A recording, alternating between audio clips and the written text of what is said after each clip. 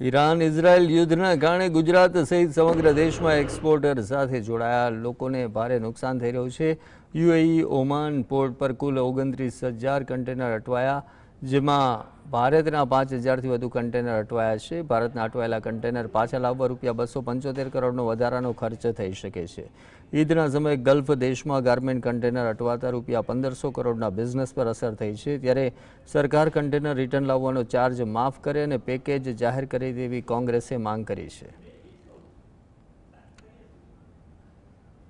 જે પોર્ટ છે ખૂબ નાનો છે અને ત્યાં ઇલેક્ટ્રિસિટીની વ્યવસ્થા પૂરતી ના હોવાથી, પ્લગની વ્યવસ્થા પૂરતી ના હોવાથી આ સૌ પેરિશેબલ ગુડ્સના કન્ટેનરો ત્યાં બગડી જવાના છે।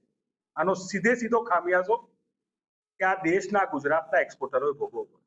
સરકાર સમક્ષ માંગ કરીએ છીએ કે બેક ટુ ટાઉન જે કન્ટેનરો આવવાના છે તેની ઉપર વોર્ડ સરચાર્જ ન લગાવવામાં આવે અને એક્સપોર્ટરો માટે કોઈ સ્પેશિયલ પેકેજની જાહેરાત